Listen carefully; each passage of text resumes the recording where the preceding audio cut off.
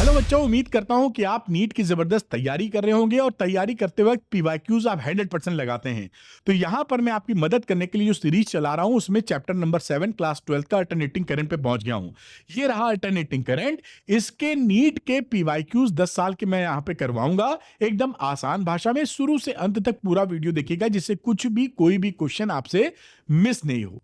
तो welcome to Arvind NEET channel. Arvind NEET channel को subscribe कर लीजिएगा। मेरे 25 साल के एक्सपीरियंस और सुपर इजी लैंग्वेज से आपकी नीट की फिजिक्स निकलने लगेगी और सिलेक्शन के चांसेस बहुत ज्यादा बढ़ जाएंगे। चलिए बात को स्टार्ट करते हैं। उससे पहले छोटी सी इंफॉर्मेशन। नीट फिजिक्स के लिए बेस्ट रिसोर्स होता है आपकी क्लास 11 12 की एनसीईआरटी की एक्सरसाइज बेटा और एनसीईआरटी के एग्जांपल्स। साथ में 10 साल के अगर पीवाईक्यूज आप लगा लेते हैं नीट के तो काम ही बन जाएगा। यानी अगर ये तीनों चीजें आप लगा चुके हैं तो आप गुड न्यूज है बहुत आपके लिए, बहुत बढ़िया कर चुके हैं, आपके सिलेक्शन के चांसेस बहुत ज्यादा हैं।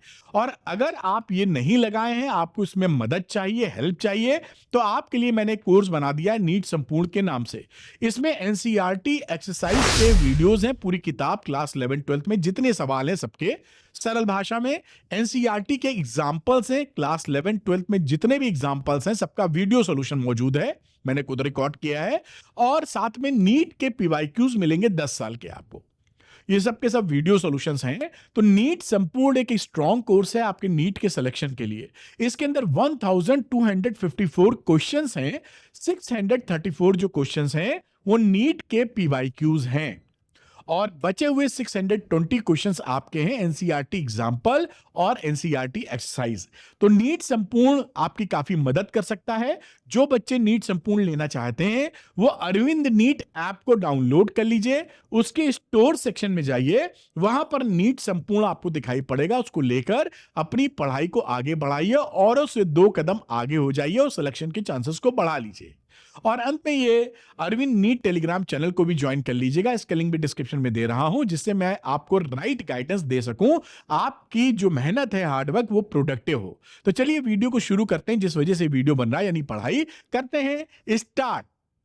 तो बच्चों करते हैं नीट 2024 का ये क्वेश्चन, बड़ा ही आसान है। ए 10 माइक्रोफैरेड कैपेसिटर की वैल्यू दी है, is connected to a 210 volt 50 hertz source. ये देखिए, जब भी आपको सोर्स दिया जाता है उसकी जो वोल्टेज दी जाती है वो आरएमएस वोल्टेज दी जाती है। हमेशा ध्यान रखिएगा, कई बच्चों को इसमें कंफ्यूजन होता है। तो ये वैल्यू कितनी है, वी आरएमएस या ई आरएमएस, जो भी आप लिखते हो, ये वी आरएमएस की वैल्यू है। द पीक करंट का मतलब I not in the circuit is nearly, कितनी है बतानी है। तो जो पीक करंट होगी, जिसे आप आई नॉट लिखेंगे या कई किताब में आईपी लिखते हैं पीक करंट को, तो ये हो जाएगा वी नॉट अपॉन एक्ससी, क्योंकि ये प्योरली कैपेसिटिव सर्किट है। अब एक्ससी की जो वैल्यू होती है ये आपको पता है 1 अपॉन ओमेगा सी होती है, या आप लिख दें तो 2 पाई एफ सी होती है। ठीक, ये वैल्यू यहां पे पुट कर देते हैं। तो अब देखिए वैल्यू क्या बन गई, आई नॉट की वैल्यू, वी नॉट को क्या लिखोगे आरएमएस के टर्म में, तो वी नॉट, वी आरएमएस दिया, ये देखिए यहां पे वी आरएमएस जो होती है वो वी नॉट अपॉन √2 होती है। तो वी नॉट अगर आपको लिखना है तो वी आरएमएस इंटू √2 लिखना होगा। यानी इसका क्या मतलब हो गया, 210 इंटू √2। ठीक, तो ये वैल्यू यहां पुट कर देते हैं, 10 इंटू √2 और 2 पाई एफ सी, ये देखिए 1 अपॉन 2 पाई एफ सी, ये ऊपर चला जाएगा। तो 210 √2 इंटू 2 पाई एफ सी, वैल्यू रखना शुरू करो, 210 √2 इंटू 2 पाई, एफ की वैल्यू 50 हर्ट्ज है और सी कितना है 10 माइक्रोफैरेड। ये देखिए ये वैल्यू यहां पे डाल दी। अब यहाँ पे कैलकुलेशन करना शुरू कर दीजिए आप। तो इसको जब आप सॉल्व करेंगे तो यू विल गेट 0.93 एम्पियर, ये आपका आंसर आ जाएगा। आसानी से इसको सॉल्व कर सकते हैं।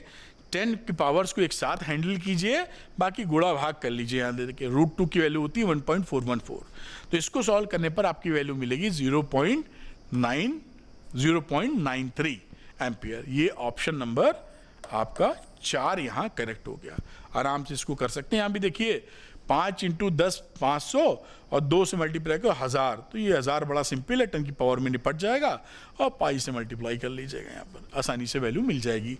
और इस तरह से इसको नोट कर सकते हैं, नोट कर लीजिए आप। तो बच्चों करते हैं नीट 2024 का ये क्वेश्चन, ये बहुत ज्यादा इजी है, ट्रांसफार्मर का क्वेश्चन है। तो in an ideal transformer the turn ratio NP/NS, ये हमको दे रखा है 1/2 है।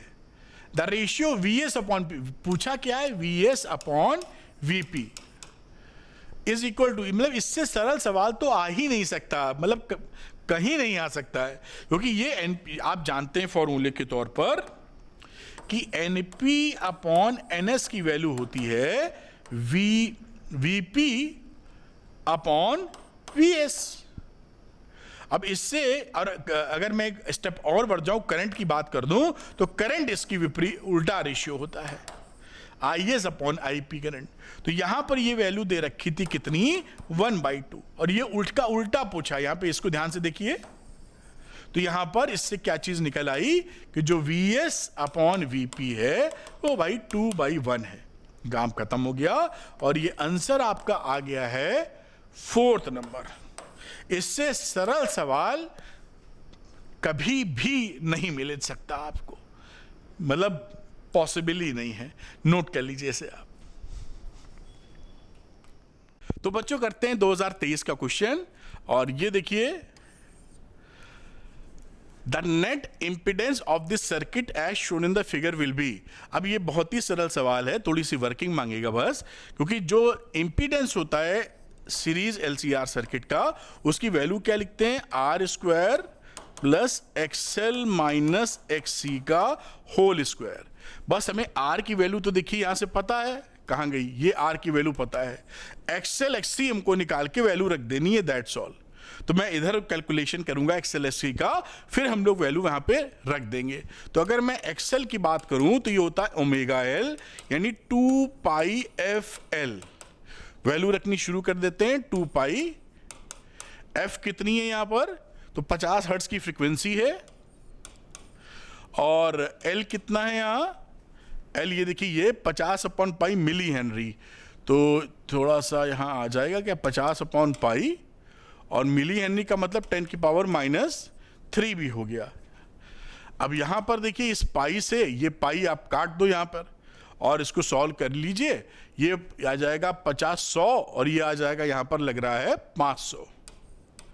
फिर से चेक कर लेते हैं, ये आ गया 100 और ये 5000 आ गया, 10⁻³ और ये 3 0 खा गया, तो बचा 5 ohm. Ohm is the unit of the reactance की भी यूनिट, इंडक्टिव रिएक्टेंस की भी यूनिट वही होने वाली है। अच्छा, दूसरा कलर ले लेते हैं, और अब बात करते हैं हम लोग किसका, XC का। तो XC क्या हो जाएगा, XC होता है 1/ωc, यानी 1/2πfC। वैल्यू रखेंगे, 1/2π रखा, F की वैल्यू निकाली, F कितना है, F तो 50 है, और C कितना है, 10⁻³ और इंटू 10⁻⁻6, क्योंकि दे रखा है माइक्रोफेरेड में। आगे चलते हैं, ये देखिए पाई से आपने पाई यहां पे काट दिया, और 1/ ये आ गया देखिए 100, और ये 3 में से कट के बचा 10⁻⁻3, तो नीचे बचा 1/10, जैसा आप देख पा रहे हैं। तो चेक कर लेते हैं एक बार, ये -10 के और -1 बचा, तो ऊपर जाएगा तो आ जाएगा 10 ओम। तो ये हमारा XL XC निकल चुका, R पहले से मालूम था। इसके अंदर अब वैल्यूज को हम पुट कर देंगे बेटा। तो अब ये सारी वैल्यूज इसमें डाली, तो R² मतलब 10 का स्क्वायर, और XL की वैल्यू क्या रही, XL इज 5 और XC इज 10। तो आप जान चुके हैं 10 का स्क्वायर, और यहां आ जाएगा -5 का स्क्वायर। तो -5 का स्क्वायर होता है 25, ऐसे लिख देते हैं चलो।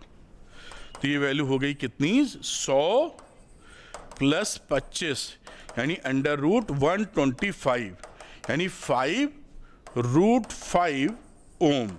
ये आपका इम्पीडेंस है, और ऑप्शन के हिसाब से अगर देखा जाए तो 5√5 is the option number A. ये ए ऑप्शन सही हो जाता है। यहां पर मैं लिख देता हूं ऐसे ए। तो इस तरह से बहुत ही सरल था, केवल फॉर्मूला बेस्ड था, लेकिन थोड़ा समझना जरूरी है कि कहां क्या हो रहा है। मैं हटता हूं, इसको नोट कर लीजिए। तो 2023 का सवाल करते हैं बेटा। देखिए कितनी आसानी से सवाल होते चले जाएंगे। तो यहां पर देखते हैं, in a series LCR circuit the inductance L is 10 milli henry. ये सीरीज LCR सर्किट बना देता हूं जैसे आप ज़्यादा बेहतरीन ढंग से समझ पाएं। ये देखिए एक AC सोर्स लगा दिया और इंडक्टेंस L दिया हुआ है यहां पर 10 मिली हेनरी। कैपेसिटेंस C दे रखा है 1 माइक्रोफेरेड और रेजिस्टेंस दे रखा है 100 ओम। बेटा लिखा हुआ है the frequency eight which the resonance occurs. देखिए ये मैंने ये जो बनाया है ये आपको तो समझाने के लिए बना रहा हूं, आप तो ये बनाने की जरूरत नहीं है। यहां तो सीधे दिख गया रेजोनेंट फ्रीक्वेंसी चाहिए, और रेजोनेंट जो फ्रीक्वेंसी होती है उसका फॉर्मूला क्या होता है, 1/2π √1 LC। ये रेजोनेंट फ्रीक्वेंसी यहां पर मिल जाएगी। वैल्यू रख दीजिए 2 × 3.14 √1/L। L है 10 मिली हेनरी, ये देखिए, और C कितना था बेटा, 1 माइक्रोफेरेड। तो 1 × 10⁻⁻6 ये वैल्यू यहां पर हो गई। आगे बढ़ जाइए तो 1/2 × 3.14, ये देखिए -9 आएगा, 10 इसको खा जाएगा, 1 0 कम, तो 10⁸ आ जाएगा।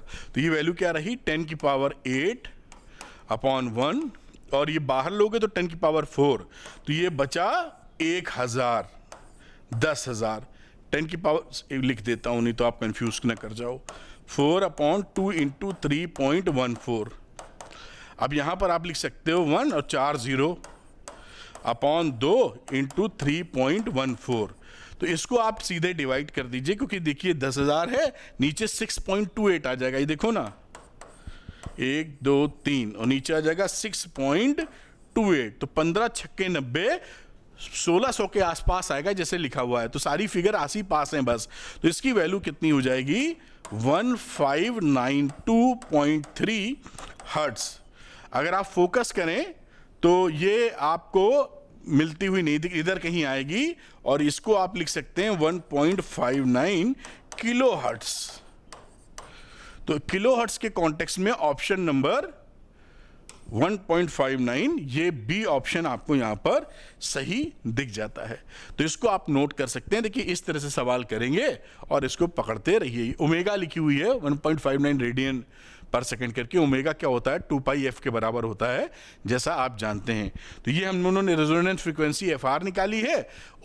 ये ओमेगा की जब बात करेंगे तो 2πf से निकालेंगे, 2π से और मल्टीप्लाई इसको कर देंगे। 2π से जब मल्टीप्लाई करोगे ना यहाँ, तो 6.28 खत्म हो जाएगा, 10,000 आ जाएगा। तो ये मैच नहीं करेगा। देख पाए आप? उम्मीद है समझ पाए होंगे। इसको नोट कर लीजिए आप। तो बच्चों मैं लगाता हूं 2023 का क्वेश्चन, जो कि बहुत ही सरल है। ये देखिए 2023 में आया हुआ क्वेश्चन, अब बिल्कुल आसानी से इसको आप समझ पाएंगे। लिखा है ए 12 volt 60 what lamp is connected to the secondary of a step down transformer। ये स्टेप डाउन ट्रांसफार्मर बना लेता हूं मैं ऐसे।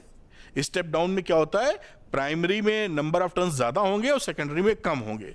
तो ये देखिए प्राइमरी आपको फोकस कराने के लिए बना दिया, और सेकेंडरी ये ट्रांसफार्मर है, और इससे आपने कनेक्ट कर दिया है बल्ब। ये रहा यहां पर देखिए ऐसे बल्ब।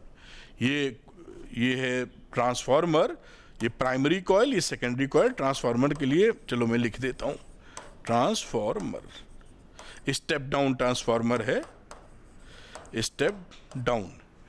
तो उस primary is connected to AC source. यहां पर ये AC सोर्स से कनेक्टेड है, जो 220 वोल्ट पर काम कर रही है।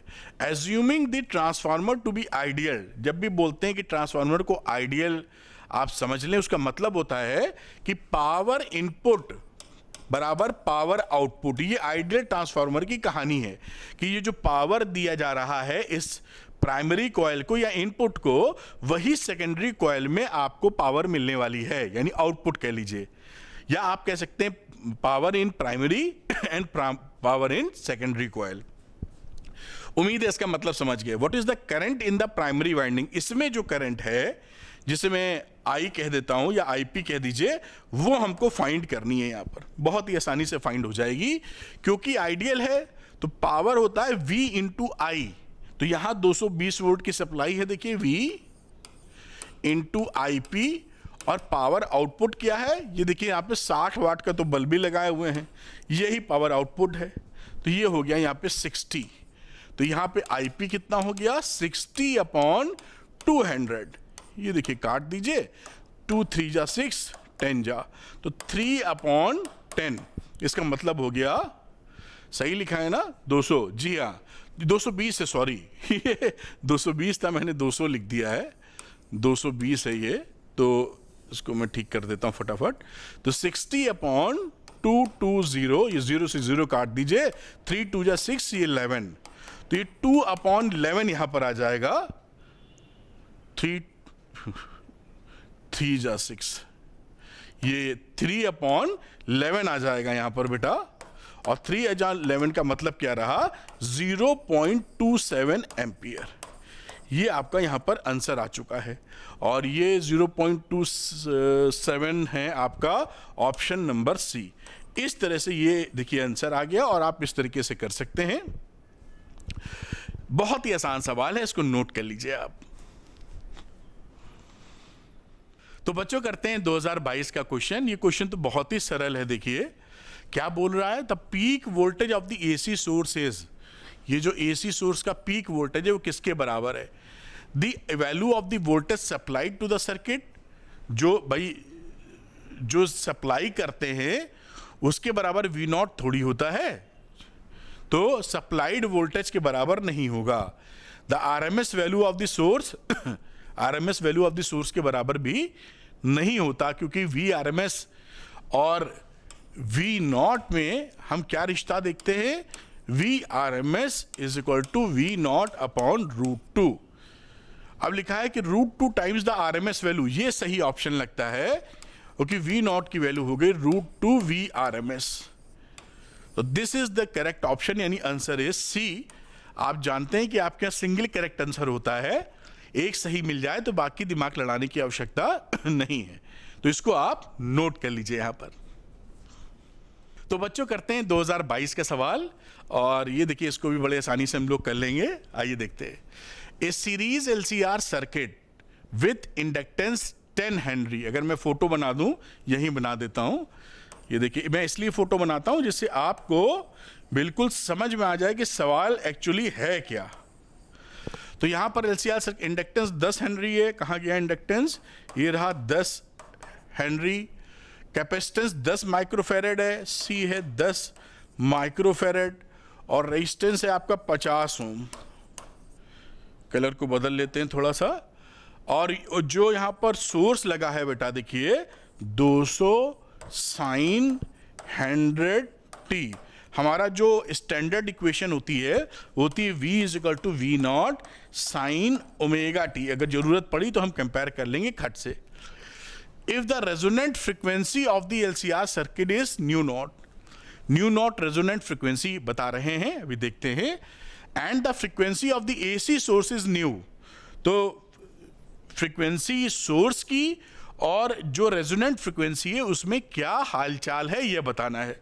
अब यहां पे देखिए कंपेयर कर लीजिए, ऑन कंपेयरिंग छोटा छोटा लिख देते हैं, ऑन कंपेयरिंग ओमेगा कितना आ गया बेटा यहां पे 100, आप देख पाए हैं, और फ्रीक्वेंसी यहां पे लिख दूं क्या, यहीं पे लिख देता हूं, चलो ये देखिए ओमेगा आ गया 100, ओमेगा होता 2 पाई और सोर्स की फ्रीक्वेंसी न्यू, तो न्यू की वैल्यू कितनी हो गई 100 अपॉन 2 पाई, यानी 50 अपॉन पाई, ये सोर्स की है, कोई दिक्कत नहीं। अब हम क्या करेंगे, इसकी रेजोनेंट फ्रीक्वेंसी भी निकाल लेंगे, तो मैं इसको ऐसे ही टंगे रहने देता हूं, और रेजोनेंट फ्रीक्वेंसी जो होती थी, यानी जिसे हम FR भी कहते हैं, ये क्या है 1 अपॉन 2 पाई √1 अपॉन LC, और वैल्यू रख दीजिए 1 अपॉन 2 पाई √L कितना, इसको हटा ही दो ऐसे, एल कितना है, एल है यहाँ पर 10 हेनरी, तो ये रखा हमने 10, सी की वैल्यू बातचीत आई तो 10 माइक्रोफेरेड, तो 10 इंटू 10 की पावर -6, 1/2 पाई अंडर रूट, ये बचा नीचे 10 की पावर -4, ऊपर 10 की पावर 4 चला गया। मैं डायरेक्ट कर सकता हूँ लेकिन कर नहीं रहा हूँ जिससे आप कंफर्टेबल रहें। 100 आ गया यहाँ अपॉन 2 पाई, यानी 50/पाई। ये क्या है, न्यू नॉट, रेजोनेंट फ्रीक्वेंसी।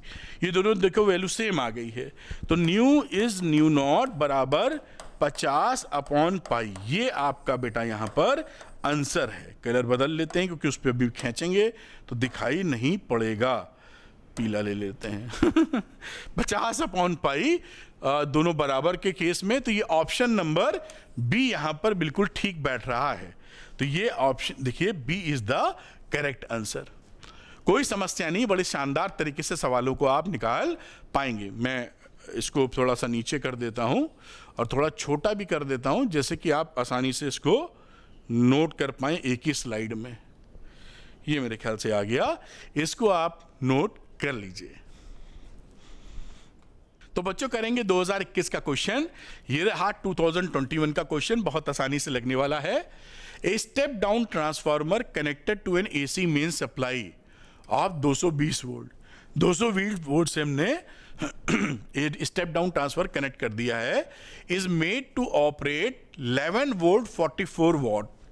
ये 11 वोल्ट और 44 वॉट पर ये काम कर रहा है लैंप। तो ये मैं फोटो अगर बनाऊं तो इस तरह से बना सकता हूं, 11 वोल्ट 44 वॉट पे काम कर रहा है, और ये कनेक्ट होगा सेकेंडरी वाले ट्रांसफार्मर से, और ये स्टेप डाउन है तो ये रहा प्राइमरी। ये बनाने की ज़रूरत नहीं है, ये तो मैं आपको कंफर्ट देने के लिए बना रहा हूं। और ये जोड़ा गया है यहाँ 220 वोल्ट की पावर सप्लाई से, ये भी लिखा था। इग्नोरिंग पावर लॉस, यानी ये आइडियल ट्रांसफार्मर है, P input is equal to P output. ठीक है, ये लिख भी लीजिए चाहे, P इनपुट बराबर, जब तक ना कहा जाए तब तक आप आइडियल ट्रांसफार्मर ही मानते हैं। तो ignoring power loss in the transformer, what is the current in the primary circuit. Primary circuit में करंट कितनी होगी, तो देखिए यहां पर था PI बराबर P आउटपुट, और P की वैल्यू होती है VP into IP। I in the I लिख देते हैं, या IP लिख दो यहाँ प्राइमरी कॉइल में। P is equal to VI formula होता है ना। तो voltage in primary coil and current in primary coil, तो पावर इन प्राइमरी कॉइल आ गया, और पावर आउटपुट आपको दिख ही रहा है कि बल्ब जल रहा है, कनेक्ट है, तो 44 वॉट का आउटपुट दे रहा है। ये 44 वॉट आ गया। VP कितना है बेटा, शायद दे रखा है 220 वोल्ट, तो ये 220 इंटू IP बराबर 44। तो IP की वैल्यू कितनी हो गई, 44/220। 11 से काट दीजिए, 11 चौक 44 और 11 दुआई 22, तो ये वैल्यू हो गई। फिर 2 से काटोगे तो 2/10 आ जाएगा, और यहाँ पर 0.2 एम्पियर की आपको करंट दिखाई पड़ रही है, यानी ऑप्शन नंबर बी आपका सही है। तो देखिए इससे सरल सवाल क्या आएगा, नीट जैसे कॉम्पिटिटिव एग्जामिनेशन में इससे सरल सवाल आ ही नहीं सकता है। अब यहां पर जानते हैं क्या इंपॉर्टेंस हो जाती है कि आप फिजिक्स को कैसे हैंडल किए हैं, और उस समय एग्जाम देखते वक्त घबरा तो नहीं रहे हैं, वरना यही सवाल आपके लिए बड़ा भयानक बन जाएगा, जो है ही नहीं भयानक, एकदम पिद्दिकड़ी या बहुत ही आसान सवाल है। तो इसको आप कर लीजिए, नोट कर लीजिए इसको आप। तो बच्चों करते हैं 2021 का क्वेश्चन। ये रहा 2021 का सवाल, आसानी से लगेगा, दिखते हैं क्या। An inductor of inductance L, ये a capacitor of capacitance C and a resistor of resistor R are connected in series to an AC source of potential difference V। ठीक है भाई, सेटअप है shown in the figure। potential difference across LCR is given। L के against कितना है 40, और 10 है आपका कैपेसिटर वाले में, और R वाले में 40 volt again. The amplitude of the current flowing through LCR series circuit is this one, यानी हमको I0 दे रखा है, I0 की वैल्यू है 10√2 ampere. The impedance of the circuit is Z निकालना है, बड़े आराम से निकलेगा। देखिए z की वैल्यू क्या होती है, एक तो रहती है बेटा under root R square plus XL minus XC का होल स्क्वायर। अब यहां पर ये तो हम लगा ही नहीं पाएंगे क्योंकि ओमेगा एल वगैरह पता ही नहीं है, सोर्स का फ्रीक्वेंसी पता नहीं है। दूसरा तरीका हमारे पास क्या है, सीधे सर्किट का यूज करते हुए कि हम z की वैल्यू लिखें तो उसको हम लिख सकते हैं V R M S upon I R M S. देखिए आई आर एम एस तो यहां से निकल आएगी, ये आई नॉट हमको अगर मालूम है तो आई आर एम एस की वैल्यू क्या हो जाएगी, I not upon root two which is 10 root two upon root two, मतलब 10 एम्पियर। तो 10 एम्पियर तो आई आर एम एस निकल आई।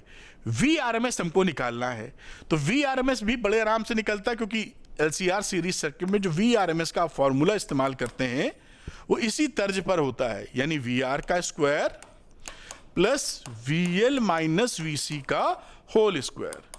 वैल्यू रख दीजिए, वी आर का मतलब हो गया 40 का स्क्वायर और प्लस 40 में से 10 घटा दीजिए तो ये हो गया 1600। ये ऐसे लिख दो तो आप फट से समझ जाएंगे, 40 स्क्वायर और ये आ गया 30 का स्क्वायर।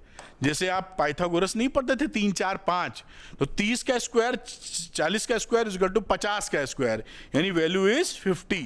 ट्राइआउट होता था ना पाइथागोरस में, अंडर रूट 3 का स्क्वायर प्लस 4 का स्क्वायर इज इक्वल टू 5, वही लगा दिया। ये 50 वोल्ट मिल गया। आप वैल्यू रख दीजिए यहाँ पर, इसको यहाँ पे खींच के लाए और z की वैल्यू अब क्या हो गई, V R M S into I R M S. V R M S निकला है 50, आई आर एम एस निकला था 10 और ये वैल्यू हो गई 5 ओम। आंसर आ चुका है। 5 ओम का मतलब है answer is a. A is the correct choice. इस तरह से इसको नोट कर लीजिए, बिल्कुल बढ़िया मक्खन की तरह सवाल हो जाता है। तो बच्चों करते हैं 2021 का सवाल, और ये थोड़ा इंटरेस्टिंग है, मैं आपको जानकारी दे दूंगा, लेकिन ये देखिए 2021 का क्वेश्चन है। लिखा है इस series LCR circuit containing 5 henry inductor, capacitor and resistor is connected to 230 volt variable frequency AC source.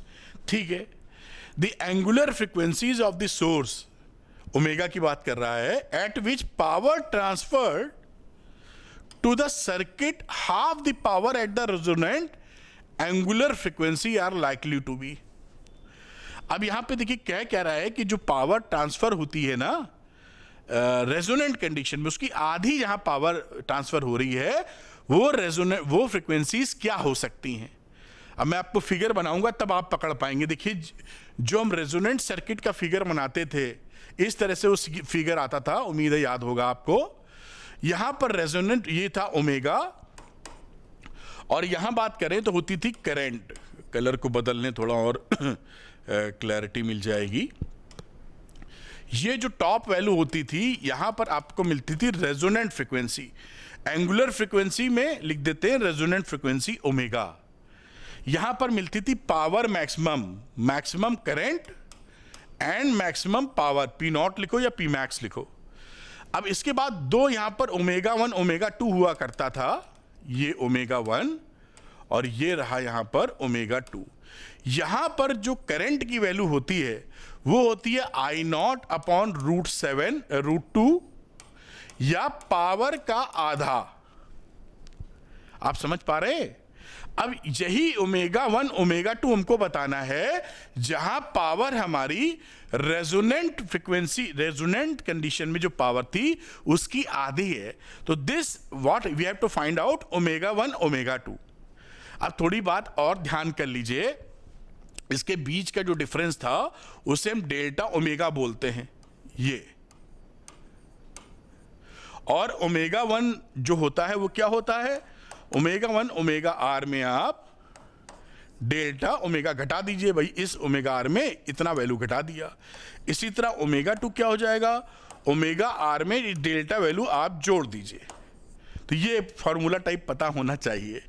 दूसरी बात, जो एक और फॉर्मूला जो होता है ओमेगा 1 माइनस ओमेगा 2 बराबर R बाई एल, और ये ओमेगा माइनस ओमेगा 2 क्या है?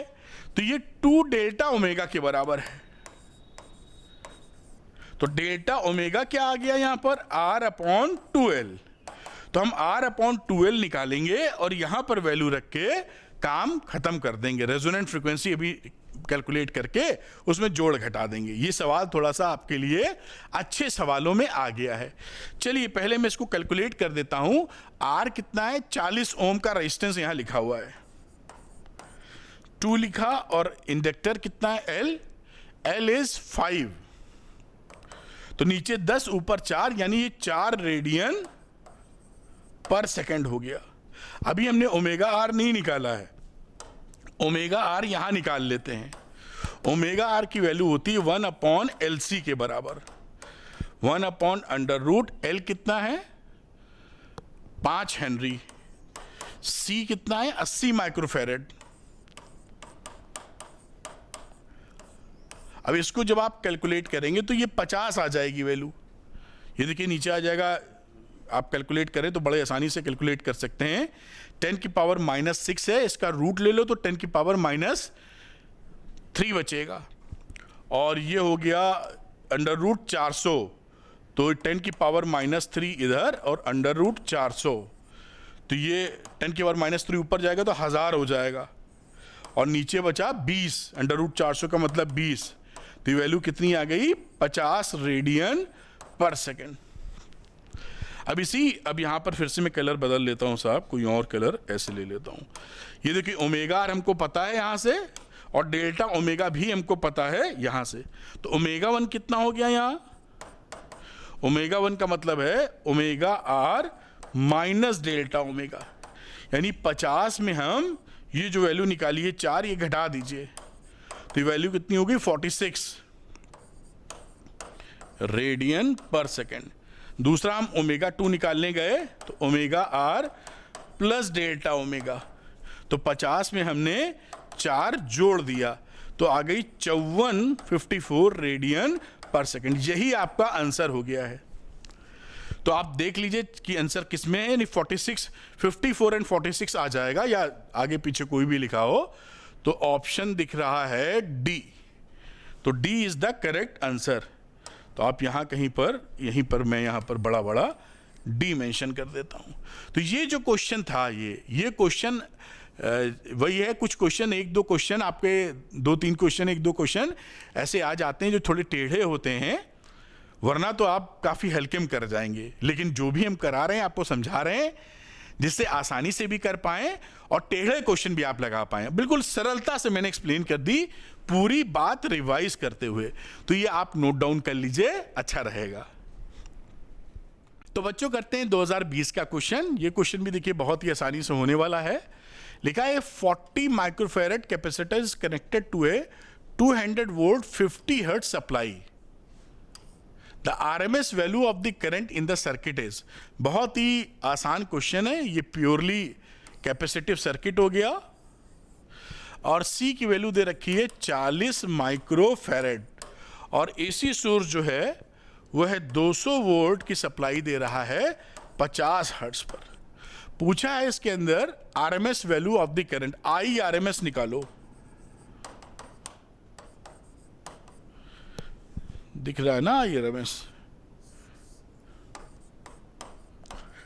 अभी देखिए कितने आराम से निकलने वाला है।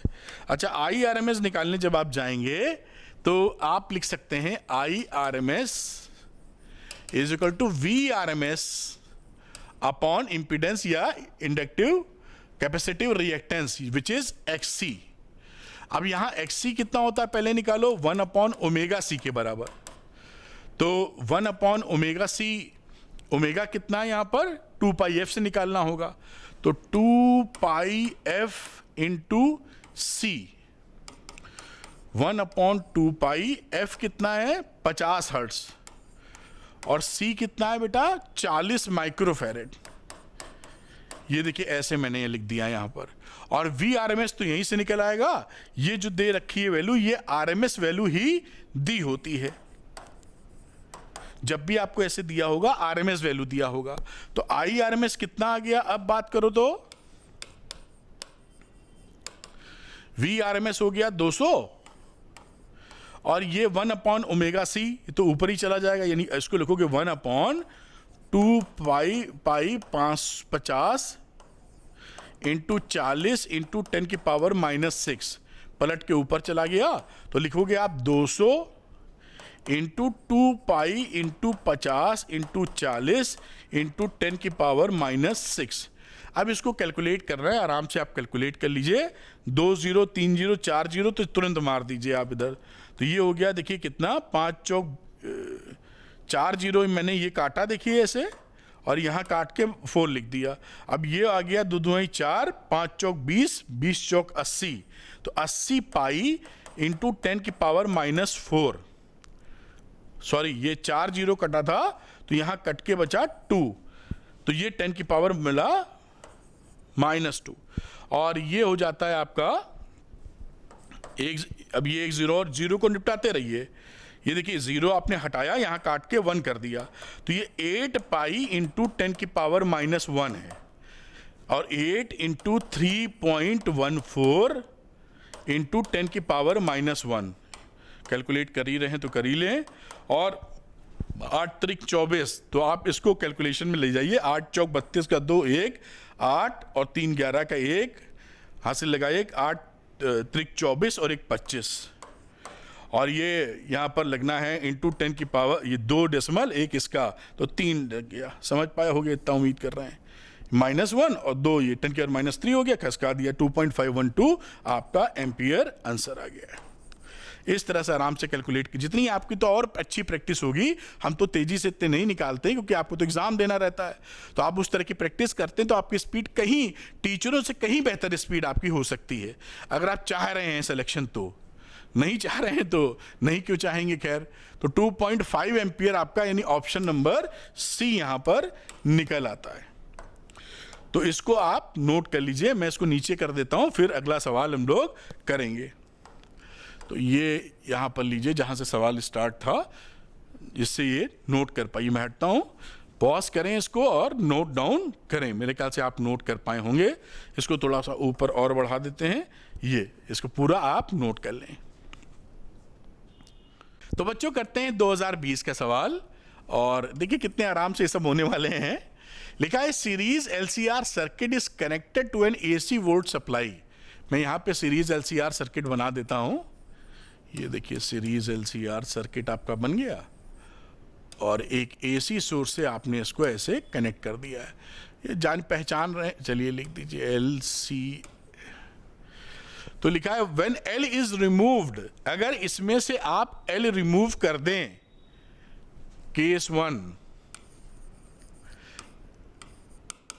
L रिमूव्ड, तो जब रिमूव कर देंगे तो ये कौन सा सर्किट बन जाएगा, RC सर्किट हो जाएगा। भाई L निकाल ही दिए हैं तो RC सर्किट रह गया। अब क्या कह रहे हैं, the phase difference between current and voltage is π/3। इस समय जो कहानी है, ये कहानी फाई की है, π/3 की। अच्छी बात है। अच्छा, इस केस में अगर आप देखें, अगर हमको फाई दिया है तो हम XC अपॉन R का रेशियो निकाल सकते हैं, क्योंकि देखिए यहाँ पे 10 फाई की जो वैल्यू हुआ करती थी वो क्या होती थी, XC अपॉन R। किस सर्किट में, RC सर्किट में। तो RC सर्किट में 10 फाई XC अपॉन R के बराबर है। अब ये 10 फाई यहाँ कितना दिया हुआ है, ये दिया है π/3 बराबर XC अपॉन R, यानी कि XC, चलो R बराबर ही √3 लिख लेते हैं। ये पहला हमको कंडीशन मिल गई, इक्वेशन मिल गई, जो भी भाषा बोलना चाहें आप। अच्छा, दूसरी बात करते हैं हम लोग केस नंबर 2 में। केस नंबर 2 में इन्होंने क्या किया, C इज रिमूव्ड, तो यहां लिख दीजिए C रिमूव्ड। अगर आप C रिमूव कर देंगे, गायब कर दिया, RL सर्किट बन गया या LR सर्किट बन गया। इस LR सर्किट में हो क्या रहा है, फेज डिफरेंस अगेन देखिए π/3 है ना। इसको मैं यहां पर अगर दूसरा कलर करूं तो अगेन हमें π/3 मिल रहा है, यानी ये वैल्यू होती थी 10 फाई अगेन हमको मिला पाई बाई 3, ये हो जाएगा 10 फाई, और यहां पे वैल्यू होती है एक्सएल अपॉन आर। अगेन आपने लिखा 10 पाई बाई 3 बराबर एक्सएल अपॉन आर, यानी यहां से मिल गया एक्सएल अपॉन आर बराबर √3। ये इक्वेशन नंबर 2 हो गया। अच्छी बात है। The power factor of this circuit, अब देखिए इन दोनों से ना एक हमें इंफॉर्मेशन मिल गई फ्रॉम 1 and 2, फ्रॉम 1 and 2 हमारा एक्सएल बराबर एक्सी हो गया ना। देखो भाई इन दोनों इक्वेशन को इक्वेट कर दो, √3 है, तो जब ये दोनों बराबर हो गए, ये देखो यहां पे करके दिखा दो, नहीं आप कहीं हड़क ना जाओ। एक था एक्सएल एक्सी बाई आर बराबर √3, and √3 is again equal to XL upon R. ये आर काट दिया, एक्सी बराबर एक्सएल निकल आया। ये क्या होती है कंडीशन? ये रेजोनेंट की कंडीशन होती है। ये है रेजोनेंस की कंडीशन। इस पर आपका रेजोनेंस होता है, और रेजोनेंस में पावर फैक्टर 1 होता है, आप जानते हैं। तो पावर फैक्टर होता है कॉस फाई, जिसे R अपॉन Z आप बोलते हैं, और एक्सएल अपॉन एक्सी में ये Z और R बराबर हो जाता है। तो ये आंसर हो गया 1। रेजोनेंस कंडीशन में जो इंपीडेंस है वो R के बराबर हो जाता है। तो ये याद करके रखिए, रेजोनेंट कंडीशन में पावर फैक्टर 1 होता है। तो ये पावर फैक्टर 1 हो गया, लेकिन ये कहानी इस तरह समेटी जानी चाहिए, और ऑप्शन के तौर पर ये ऑप्शन नंबर सी आपका सही निकला। अगर आप ये चीज़, इससे ये इंफॉर्मेशन ये ड्रॉ नहीं कर पाएंगे तो ये गोल गोल घूमते रह जाएंगे। तो इसको आप नोट करें, थोड़ा सा मुझे खिसकाना भी पड़ेगा, तो इसको नोट करिए। पहले मैं हटता हूँ, पॉज करें और नोट करें। किया होगा नोट आपने, फिर इसको थोड़ा सा ऊपर ले जाते हैं और आराम से इसको अच्छे से, थोड़ा नीचे भी कर लो, आराम से अच्छे से इसको नोट कर लीजिए। तो बेटा करते हैं 2019 का सवाल। ये देखिए 2019 का क्वेश्चन, और ये क्वेश्चन तो ओरली हो जाएगा अगर थोड़ा कॉन्सेप्ट क्लियर है आपका। तो लिखा है circuit when connected to an AC source. एक सर्किट है, हम ये मान लेते हैं कि सीरीज एलसीआर सर्किट है। सपोज करिए आप कोई सर्किट लगा दीजिए, कोई समस्या नहीं है यार, इतना चलिए मैं बना दिया हूं तो बना देता हूं। तो यहां पर दिखा 12 वोल्ट की आप सप्लाई कर रहे हैं, और इस समय जो करंट मिल रही है वो 0.2 एम्पियर की करंट है। बड़ी अच्छी बात है। अब उसके बाद क्या है, the same circuit when connected to a DC source. जब इसी सर्किट को आप डीसी सोर्स से कनेक्ट करते हैं बैटरी से, तो आपको करंट मिलती है 0.4 एम्पियर। ये सर्किट कौन सा हो सकता है? देखिए आप सिंपल जानते हैं कि ये जो कैपेसिटर होता है वो डीसी को अलाउ नहीं करता है। तो अगर इसमें डीसी होता तो करंट मिलती ही ना। ये मोमेंटरी करंट नहीं है पीक वैल्यू की क्षण भर के लिए, ये बोला करंट मिल रही है इतनी, तो ये करंट तो उसमें मिल ही नहीं सकती है। अगर ये कैपेसिटर हुआ तो, अंदाजा लग रहा है, अगर ये कैपेसिटर हुआ तो ये करंट मिल ही नहीं सकती है। तो ये कैपेसिटर तो यहां विद्यमान होगा ही नहीं। अगर ये यहां पे विद्यमान नहीं है तो ऐसा हो सकता है कि दोनों रेजिस्टेंस वाले सर्किट हों। अगर रेजिस्टेंस वाले होते तो करंट में, ये जो करंट दिख रही है सेम वोल्टेज पर, करंट डिफर क्यों होती? भाई आर यहां, तो एसी लगाओ या डीसी लगाओ तो वैल्यू सेम ही आती है। वो भी नहीं हो सकता। इसका मतलब क्या है कि ये कैपेसिटर नहीं है। ये सर्किट कौन सा है? LR circuit. समझ पाए हो? आपको कुछ ओरल सवाल है ये आप। अगर कैपेसिटर लगा होता तो डीसी में सप्लाई करंट मिलती ही ना, तो सी तो हो ही नहीं सकता है। दूसरा, अगर केवल आर होता तो दोनों कंडीशन में सेम करंट होती। काहे का फर्क होता? क्योंकि वी और आई सेम फेज में होता है एसी सर्किट में। ऐसा है नहीं, करंट बदल गई है। इसका मतलब एलआर सर्किट है। आप दूसरी जिस तरह से किताब या जिस तरह से और जगह लिखा होता है उस तरह से भी हम बता देते हैं जिससे आपको आसानी रहे। इस सर्किट का इंपीडेंस ले लो एसी सर्किट के लिए, Z ये वैल्यू हो जाएगी वी आर एम एस, जो लगाई है आरएमएस वैल्यू है V R M S upon I R M S. तो वी आर एम एस कितना है बेटा? 12 अपॉन 0.2, तो ये वैल्यू कितनी हो गई? 60 ओम। डीसी सर्किट की बात करें तो डीसी सर्किट में तो सीधे ही आर निकाल लेते हो V अपॉन आई से। तो V कितना था 12 वोल्ट, I कितना है 0.4, तो ये हो गया 120 अपॉन 4, वैल्यू आ गई 30 ओम। ये तो यहां से हम R निकले 30 ओम और ऊपर वाली वैल्यू दिख रही है 60 ओम। तो पावर फैक्टर क्या हुआ? पावर फैक्टर हो गया, पावर फैक्टर cos फाई या फाई निकालना चाहते हैं, which is R upon Z। तो R अपॉन Z करोगे तो 30 अपॉन 60 विच इज हाफ। तो ये cos फाई यानी फाई कितना है यहां से, फाई की वैल्यू 60 डिग्री है। तो हम जान रहे हैं कि V RMS is leading by 60 degree, leading to current I by 60 degree. किस में लीड करता है? ये होता है आपका LR सर्किट में। LCR सर्किट में भी लीड कर सकता है। ऑप्शन एक पक्का पकड़ना है तो पक्का LR सर्किट हो जाएगा। आप ये इस तरह से किताबों में दिया रहता है, लेकिन आपने लॉजिक देखा जो मैंने लगाया है, ओरली हो जाएगा सवाल, बिल्कुल पक्का सही आंसर है। ठीक, तो आप जैसे मैंने दोनों इसलिए बताया कि आप कंफर्टेबल हो जाएं, ये ना हो कि अरे सर ने बताया हमने समझने की कोशिश की और ऐसे हमने कहीं पढ़ा था, किसी टीचर ने हमको पढ़ाया था। तो मैं दोनों ही बातें आपके सामने रख रहा हूं, उसको नोट कर लीजिए और कॉन्सेप्ट को भी पकड़ते रहिए। तो बच्चों करते हैं 2018 का क्वेश्चन, और ये ऐसे क्वेश्चंस आपके नीट में काफी पूछे जाते हैं। लिखा है एन इंडक्टर 20 मिली हेनरी, मैं फोटो बनाना चाहूंगा बेहतर समझाने के लिए। ये देखिए ऐसे बन गया है, कोई समस्या नहीं है। और इसके अंदर बोला है 20 मिली हेनरी का इंडक्टर है, कैपेसिटर है 100 माइक्रोफैरेड का, और रजिस्टर है 50 ओम का। उम्मीद है क्लैरिटी मिल गई। और सोर्स लिखे हुए हैं 10 sin 314t। अब देखिए क्या करेंगे हम लोग, ये स्टैंडर्ड इक्वेशन होती है V is equal to V naught sine omega t. हमें जहां जरूरत पड़ेगी हम इससे कंपेयर कर लेंगे। देख लेते हैं पूछ क्या रहे हैं ये। तो यहां पर कलर को बदलते हैं the power loss in the circuit पूछे हैं।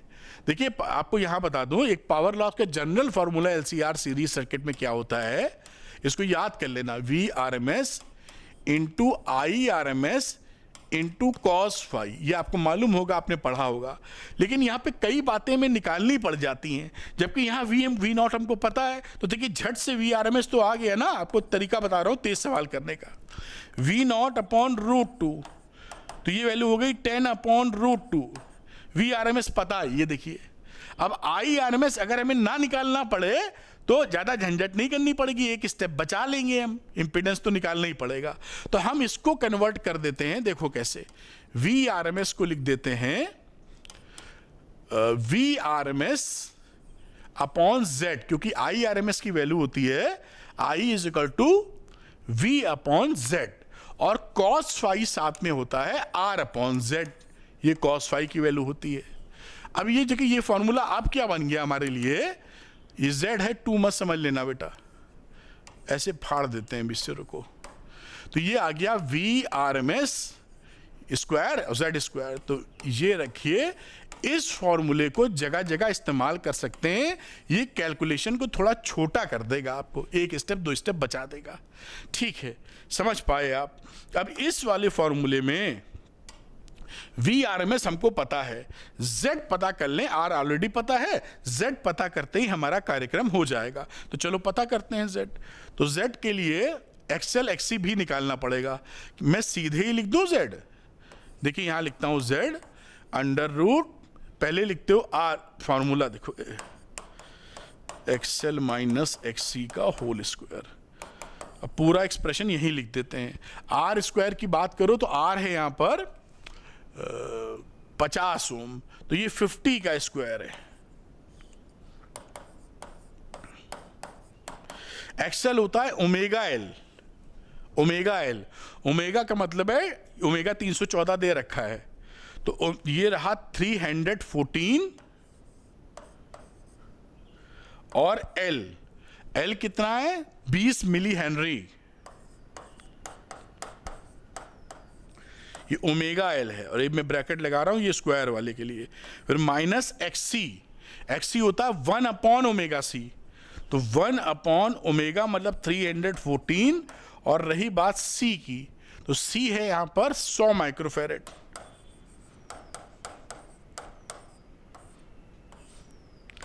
और इसका रहा यहां पर स्क्वायर।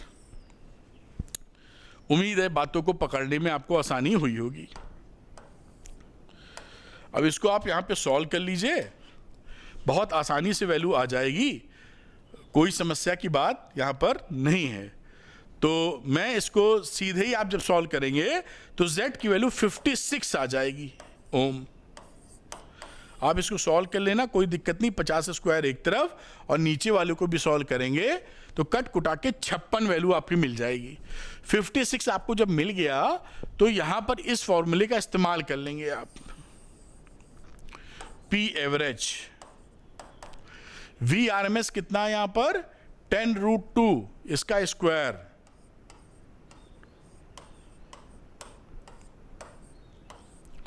अपॉन Z जो कि आ गया है 56, ये मैं पूरा ही स्क्वायर लिख देता हूं, रुको, 10/√2 अपॉन 56 का स्क्वायर, ये इंटू R था जहां तक 50, 50। अब इसको कैलकुलेट कर लीजिए, कैलकुलेट करोगे तो 0.79 वॉट आपका आंसर आ जाएगा। ये आप इस तरीके से कैलकुलेशन कर सकते हैं, कोई भी समस्या होने वाली नहीं है, बिल्कुल आसान सी बात है। और ये 0.79 क्या रहा, ए इज द करेक्ट ऑप्शन, तो यहां पर मैं ए भी मेंशन कर देता हूं। इस तरह इस फॉर्मूले का इस्तेमाल करने पर आपका इस स्टेप बच जाएगा, वरना IRMS भी निकालना पड़ेगा, R/Z भी रखना पड़ेगा, आएगा यही कुल मिलाकर। तो ये आप ऊपर से इसको नोट कर लें, मैं यहां पर रोकता हूं और इसको आप यहां पर नोट करिए यहां पर, तो इसको पॉज करें बेटा और फिर नोट करें आप, ठीक, और नोट किए होंगे, थोड़ा सा ऊपर कर देना चाहिए मुझे, ये पूरी बात यहां पर आप नोट कर पाएंगे। तो बच्चों करते हैं यहां पर 2017 का क्वेश्चन, ये देखिए 2017 का क्वेश्चन है। ये क्वेश्चन क्या बोलता है, figure shows a circuit that contains 3 identical resistors, ये R दिया 9, 2 आइडेंटिकल इंडक्टर्स, ये देखिए एक इंडक्टर ये लगा हुआ है, एक इंडक्टर ये लगा हुआ है, ये भी दे रखा है each, and an ideal battery with EMF E 18 volt, the current I through the battery just after the switch is closed. जैसे ही स्विच क्लोज किए हैं उस समय हमें करंट निकालनी है। तो जैसे ही आप स्विच तुरंत क्लोज करते हैं ना, उस समय ये जो कैपेसिटर होता है उसका जो रेजिस्टेंस होता है वो 0 होता है, उस क्षण के लिए मैक्सिमम करंट जाती है। और ये जो इंडक्टर होता है उस क्षण उसका रेजिस्टेंस इंफिनिटी होता है, समझ गए, at instant when key is just closed, उस समय जो इंडक्टर होगा यानी उसका जो होगा वो इंफिनिटी पहुंचेगा, और जो XC होगा कैपेसिटिव रिएक्टेंस वो 0 की तरफ जाएगा शुरू में। उसके बाद आप जानते हैं कि DC सप्लाई है तो C ब्लॉक कर देता है, और फिर ये जस्ट लाइक एक कंडक्टर बिहेव करने लगता है। जैसे करंट बढ़ती चली जाती है तो उस समय जब फाइनली करंट बढ़ती चली जाएगी तो इंडक्टर कोई रेजिस्टेंस ऑफर नहीं करता DC के लिए, और ये इनफाइनाइट रेजिस्टेंस ऑफर करता है जब थोड़ा समय बीत जाता है। उस क्षण क्या होगा, तो उस क्षण आपने समझा, तो ये क्योंकि इनफाइनाइट रेजिस्टेंस है तो यहां करंट जाइए नहीं करेगी, ये रोक देगा, ब्लॉक कर देगा। यहां पर इनफाइनाइट रेजिस्टेंस है तो यहां से करंट नहीं जाएगी, यहां से होके यहां से पास कर जाएगी, ये कोई रेजिस्टेंस ऑफर नहीं कर रहा। तो ये 2 पैरेलल रेजिस्टेंस ही आपको यहां पर मिले इस समय। अगर आप ध्यान से देखें तो ये जो सर्किट है वो एक रेजिस्टेंस मिला आपको, ये वाला रेजिस्टेंस मिला, एक ये वाला मिला,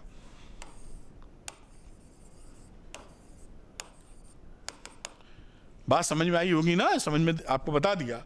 अब इस समय ये दोनों पैरेलल में है, तो इसका आर इक्विवेलेंट कितना है, R/2 जानते पैरेलल में अगर लगाया है दो सेम रेजिस्टेंस तो R/2 इसका इफेक्टिव रेजिस्टेंस होता है। तो बेटा I कितना हो गया, I is equal to E/R equivalent, और R इक्विवेलेंट है R/2, तो 2E/R, ये यहां पर वैल्यू आई 2 लिखिए, E लगा रखा है 18 वोल्ट और R लगा रखा है 9, तो 9 2 4 आ गया एम्पियर।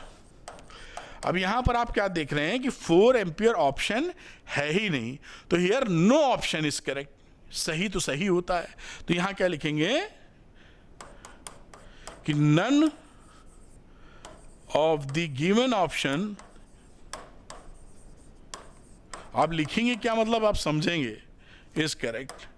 तो ये आप जैसा आप नीट वाले करते हैं कि क्वेश्चन गलत होने पर, अब तो सेक्शन है, सेक्शन ए बी में, अगर सेक्शन कंपलसरी वाले में तो सबको नंबर अवॉर्ड कर देते हैं, ठीक है।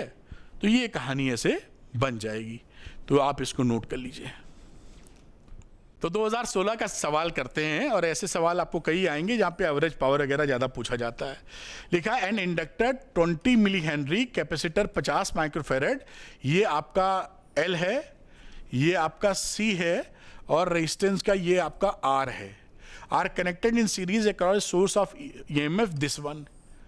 The power loss in the AC circuit, मैंने आपको बताया हुआ है, फिर भी एक बार याद दिला दूं, जब सीधे पावर लॉस पूछा जाए, कोई और डाटा न दिया जाए, ऐसे ही डाटा दिया जाए, तो ये फॉर्मूला हमारे लिए काफी काम का रहता है। P average V R M S upon Z का होल स्क्वायर इंटू आर, ये उसी जनरल फॉर्मूले से निकलता है। V R M S into I R M S into cos phi, I R M S को लिख दिया है V R M S upon Z, और cos फाई को लिख देते हैं R/Z, और ये फॉर्मूला बन जाता है।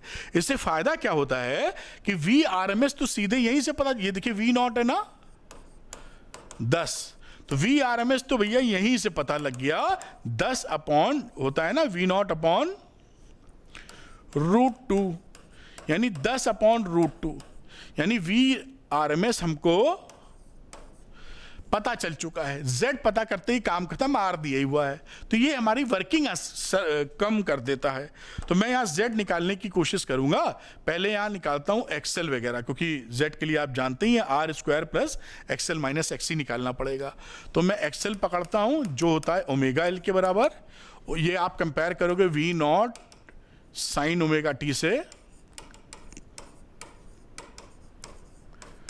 तो ये ओमेगा की वैल्यू 340 आ गई जैसा आप देख रहे हैं, तो ओमेगा 340, और एल जो दे रखा था वो दे रखा है 20 मिली हेनरी, ये 20 मिली हेनरी, इसको कैलकुलेट करेंगे 6.8 ओम आ जाएगा, बड़े आराम से दिख रहा है।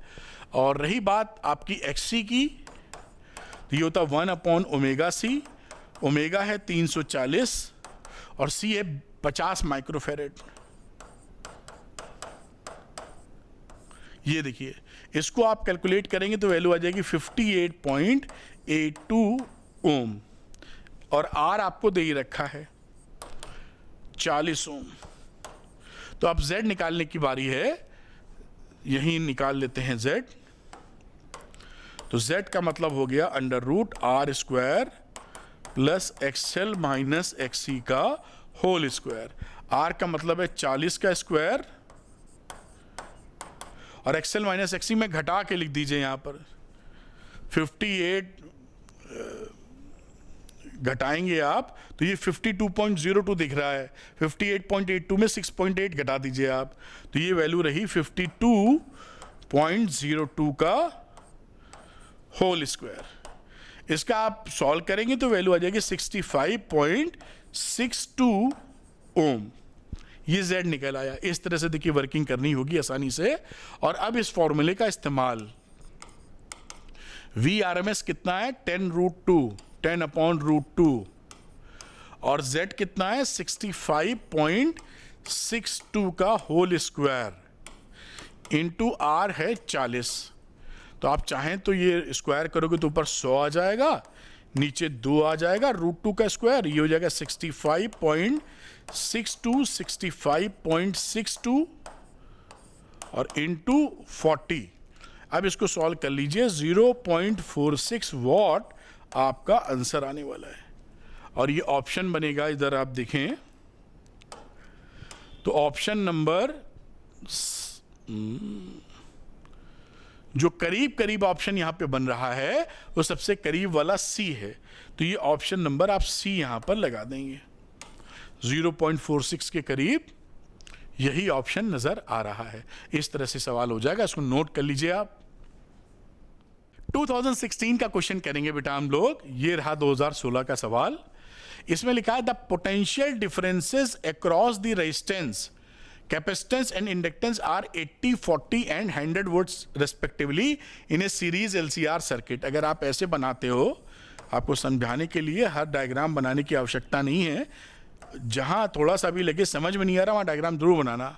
ये आर इसकी जगह दे रखा है, रेजिस्टेंस के ऊपर है 80 वोल्ट, और उसके बाद कैपेसिटेंस पे है 40 वोल्ट और 100 volt. Power factor of the circuit, देखिए पावर फैक्टर का फॉर्मूला होता है R बाई Z।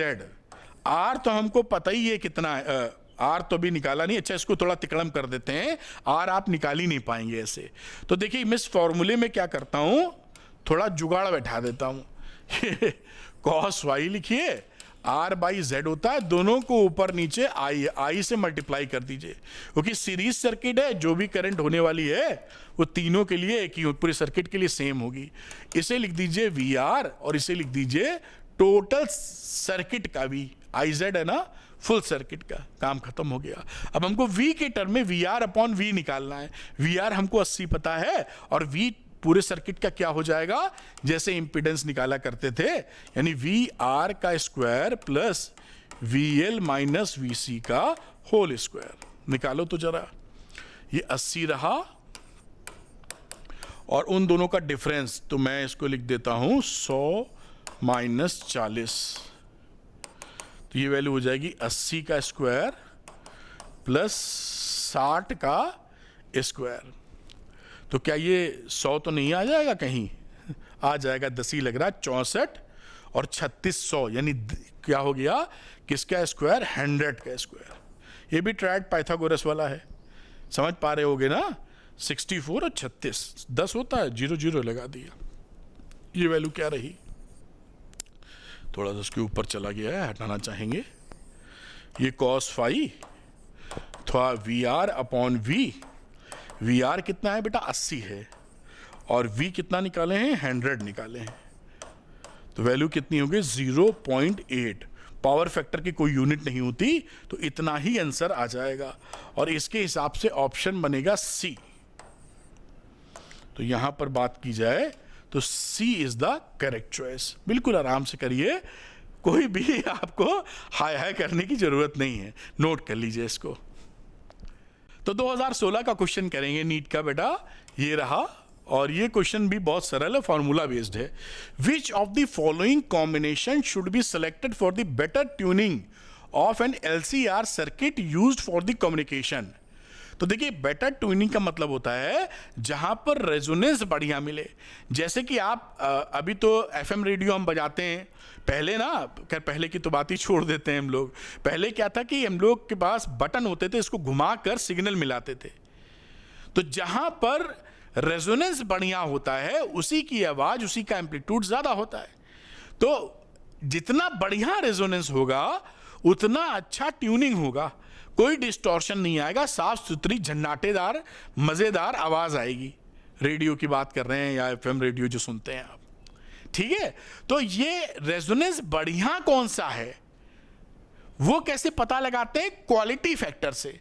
जिसका क्वालिटी फैक्टर सबसे ज्यादा है उसका रेजोनेंस सबसे बढ़िया है। अब क्वालिटी फैक्टर का फॉर्मूला आपको पता है कि Q की वैल्यू होती है 1/R √L/C। तो हम लोग क्या करेंगे, ये जो कहानी कॉम्बिनेशन दी है सबके लिए Q1 Q2 Q3 Q4 निकालेंगे, जिसके लिए Q ज्यादा मिल रहा है वही बेटर कॉम्बिनेशन है। चलिए अब जैसा सवाल है करना ही होगा, थोड़ी सी वर्किंग मांग लेगा ये। तो पहले केस Q1 की बात कर लेते हैं। तो Q1 के लिए वैल्यू रखिए 1/, पहला वाला पकड़ रहे हैं 1/R यानी 1/20 अंडर रूट एल कितना है 1.5 और रहा सी तो 35 माइक्रोफैरेड। इस तरह आपने कैलकुलेशन किया। एक का कैलकुलेशन मैं करके दिखा देता हूं, बाकी तो आप कर लेंगे ऐसी मुझे उम्मीद है। 10⁻⁻6 को सीधे आप ले लीजिए बाहर, तो 10⁻³ बचेगा। ये रहा 1/20, और मुझे करना हो तो मैं 1000 ऊपर सीधे लिख दूंगा, मैं आपको समझा रहा हूं, क्योंकि नीचे माइनस है तो ऊपर प्लस हो जाएगा। ये 15/35, ये डेसिमल हटाओ, 0 बढ़ाओ, 5 से काटो तो 5 थी 15, और ये आ गया 70। ये ऊपर आ गया 1000, नीचे है 20, और ये 3/70। इससे काटोगे तो आ जाएगा ये कितना, 20×5 50 आ जाएगा। तो दिस इज 50 अंडर रूट 3/70। आपका वैल्यू जो मिलेगा तो 10.35 मिलेगा, पहले वाले का। क्वालिटी फैक्टर का कोई यूनिट नहीं होता है। इस तरह से आप कैलकुलेट करोगे चारों के लिए। चलिए Q1 निकला, इसी तरह मैं Q2 निकाल के देता हूं आपको। 1/25 ओम का रेजिस्टेंस यहां पर है, सेकंड वाला कॉम्बिनेशन बी देख रहे हैं, 25, और L/C, L है 3.5 और C कितना है 45 माइक्रोफैरेड। अब इसको आप कैलकुलेट कर लीजिए, ये आ जाएगा 9.43। आराम से कैलकुलेट करके देख लीजिएगा।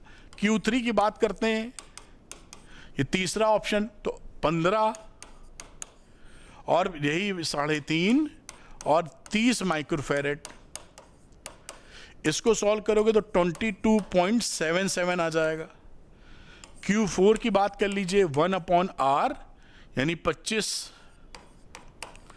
और यहां वैल्यू हो गई 1.5/45 माइक्रोफैरेड। इसकी वैल्यू करोगे तो आ जाएगा 7.30। आप देख रहे हैं कि Q3 is the highest. Q3 से छोटा है आपका Q1 और Q1 से छोटा है आपका Q2 और सबसे छोटा है Q4, यानी Q3 इज द मैक्सिमम। और यही आंसर है, मैक्स बेहतर ट्यूनिंग यही आपको मिलेगी। आंसर हो गया आपका Q3 मतलब थर्ड, यानी सी वाला ऑप्शन यहां पर करेक्ट है। ये सी इज द करेक्ट आंसर। तो क्वालिटी फैक्टर निकालेंगे, जिसका क्वालिटी फैक्टर सबसे ज्यादा है वही सही हो जाएगा। तो नोट कर लीजिए, इसको कुछ करना दिमाग लड़ाने वाली बात नहीं, कैलकुलेशन की थोड़ी प्रैक्टिस किए रहनी होगी आपको। नोट करें इसको आप। तो बच्चों करते हैं 2016 का क्वेश्चन, और ये क्वेश्चन बड़ा मजेदार और आसान है। लिखा है a small signal voltage Vt is equal to V0 sin ωt, ये AC वाला वोल्टेज हो गया, applied across the ideal capacitor. ये जो कैपेसिटर है इसके अक्रॉस आप ऐसा वोल्टेज अप्लाई किए हुए हैं, V is equal to V0 sin ωt, और ये कैपेसिटेंस का हो गया C। अब यहां पर जानते हैं क्या कैसा सर्किट हो गया, प्योरली कैपेसिटिव सर्किट। प्योरली ये कैसा सर्किट है, प्योरली कैपेसिटिव सर्किट। इस सर्किट में हम जानते हैं कौन लीड करता है, I लीड्स V बाई π/2 या 90 डिग्री। करंट लीड करती है इसके अंदर, इंडक्टर में वोल्टेज लीड करता है। आइए पढ़ते हैं, सवाल देखते हैं। Current I is in phase with voltage, गलत, फेज में कहां होगा। Current I Leeds voltage Vt/180, ये भी गलत, 180 से लीड थोड़ी करती है, 90 से लीड करती है। करंट I लैग्स, ये भी गलत, ऑप्शन डी सीधे सही हो गया, क्योंकि आपके यहां सिंगल करेक्ट होता है। लेकिन हम ये समझेंगे भी कि ये क्यों सही है, ऐसे छोड़ेंगे नहीं। तो लिखा over a full cycle the capacitor C does not consume any energy from the voltage source. बात सही है। क्यों सही है, प्योरली कैपेसिटिव सर्किट में V एवरेज जब आप निकालते हो तो V एवरेज निकलता है 0, क्योंकि पावर फैक्टर जो होता है इसका, आप ये आपको मालूम होगा, जो जनरल फॉर्मूला है VRMS into IRMS into cos phi. Phi हो गया 90 डिग्री, cos 90 रखोगे तो 0 आ जाएगा, तो P average is 0। Wattless current वाली सिचुएशन है ना, कि करंट तो है लेकिन कोई पावर का खर्चा नहीं है।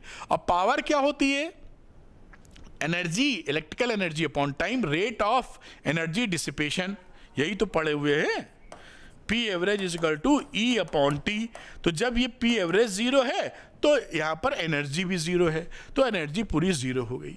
बेसिकली होता क्या है कि शुरू में जब ये प्लेट पॉजिटिव होती है तो ये प्लस हो जाता है, ये माइनस हो जाता है, और जब ये पोलैरिटी बदलता है तो ये डिस्चार्ज होता है कैपेसिटर, तो फिर ये प्लस खत्म हो जाता है, इस तरफ प्लस आता है। तो एक बार चार्ज हो रहा है कैपेसिटर पूरी तरह और एक बार पूरी तरह डिस्चार्ज हो रहा है, तो उसका कोई भी पावर कंजम्पशन या ओवर ए कंप्लीट साइकिल कोई एनर्जी वो नहीं ले रहा है वोल्टेज सोर्स से। एक बार ले रहा है, भाई आपने किसी से 100 रुपए लिए और फिर उसको तुरंत 100 रुपए वापस कर दिए, तो कितने पैसे लिए? कुछ नहीं लिए, जो लिया था वो दे दिया आपने, आपकी पॉकेट में शून्य था और शून्य है। बात समझ में आई होगी आपको। तो ये कई तरह से मैंने इसको समझाया आपको, इस तरह से भी बताया कि भाई ऑप्शन के मामले में डी ही बचा है तो वो करेक्ट है। दूसरा ये लॉजिक, पी एवरेज या वाटरलेस करंट में ऐसी सिचुएशन होती है एनर्जी जीरो। और तीसरा एक कॉन्सेप्चुअली कि एक बार चार्ज हुए और एक बार डिस्चार्ज हुए तो उन्होंने कोई कंजम्पशन लिया ही नहीं एनर्जी का। तो option D is the correct, इसको नोट कर लीजिए आप। तो बच्चों करते हैं 2015 का क्वेश्चन, ये रहा। ये थोड़ा सा कॉन्सेप्चुअल टाइप का है, दिमाग लड़ाइएगा, बहुत आसानी से समझ में आएगा। ए सीरीज आरसी सर्किट, तो आरसी सर्किट हम लोग बना लेते हैं। देखिए ये आरसी सर्किट है, is connected to an alternating voltage. Consider the two situations when capacitance is air filled. जब ये जो कैपेसिटर है इसके अंदर हवा भरी है, बढ़िया, और फिर कैपेसिटेंस इज माइका फील्ड। आपको ये मालूम होगा कि जब भी कोई डाइलेक्ट्रिक, माइका एक डाइलेक्ट्रिक है, जब भी आप डाइलेक्ट्रिक डालोगे तो व्हाट विल हैपन, अगर पहले C था तो C डैश हो जाता है K टाइम्स, कुल मिला के C आपका बढ़ रहा है डाइलेक्ट्रिक के साथ। इतनी बात समझ में आनी चाहिए। माइका एक डाइलेक्ट्रिक है, तो जब भी आप डाइलेक्ट्रिक डालोगे C विल इंक्रीज।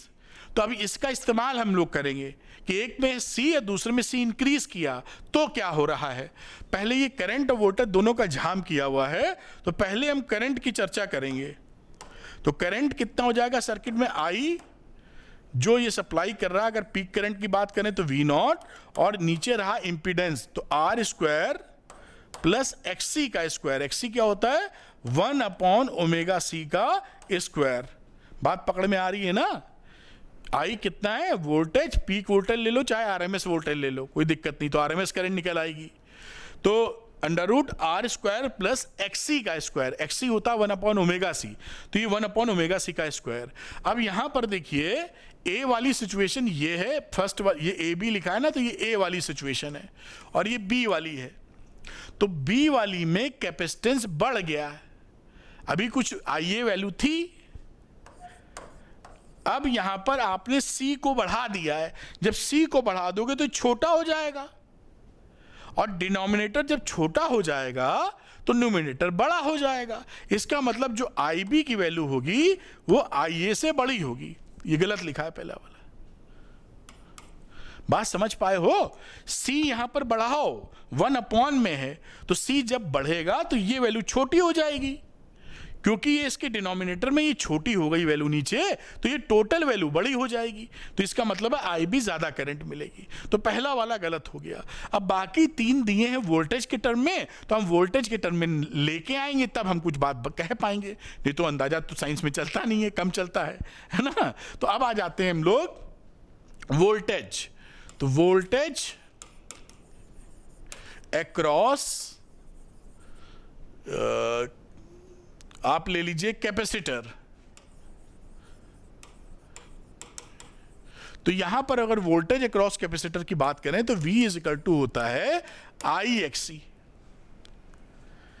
ठीक, अब इस IXC में यहां पर देखिए, अगर मैं यहां पे V निकालने जा रहा हूं तो XC हमको, ये I की वैल्यू कितनी यहां से निकाली है, तो this is V0 upon √R square plus, बल्कि ये ठीक है, और XC की वैल्यू कितनी हो गई, ये तो लिखी नहीं भी पूरी, 1/ωc का whole square into XC। Current through resistor I and voltage across capacitor is V, ये V के बारे में बात कर रहे हैं। तो इनटू करके हम यहाँ पर क्या वैल्यू लिखेंगे, विच इज XC, XC का मतलब 1/ωc। अब देखिए 1/ωc में रूट के अंदर ले जाओगे तो ओमेगा स्क्वायर C स्क्वायर हो जाता है। तो यहाँ पर जो वैल्यू लिखोगे, ध्यान से देखना, इतना उम्मीद समझ रहे होगे, R square omega square C square plus 1 आ जाएगी वैल्यू। ये ओमेगा C रूट के अंदर ले जाओगे तो ओमेगा स्क्वायर C स्क्वायर हो जाएगा रूट के अंदर, यहाँ मल्टीप्लाई हो गया, और यहाँ ये ओमेगा C का स्क्वायर और ये ऊपर वाला omega square C square cut गया, ये वैल्यू 1 आ गई। पकड़ में आ रहा है ना, मैं शांति से बता रहा हूँ इतना। अब यहाँ पर देखिए, if you are increasing C dielectric डालकर, तो अगर आप पहले आपका VA था और VB जो रहा उसमें आपका C बढ़ रहा है, तो जब C बढ़ेगा तो डिनोमिनेटर घटेगा, तो ये V क्या हो जाएगा, V इसे यहां पर देखिए बढ़ेगा, ये C है ना यहाँ पर, तो C बढ़ेगा तो डिनोमिनेटर बढ़ेगा, बढ़ेगा तो टोटल वैल्यू कम होगी, यानी आपका VB घट जाएगी।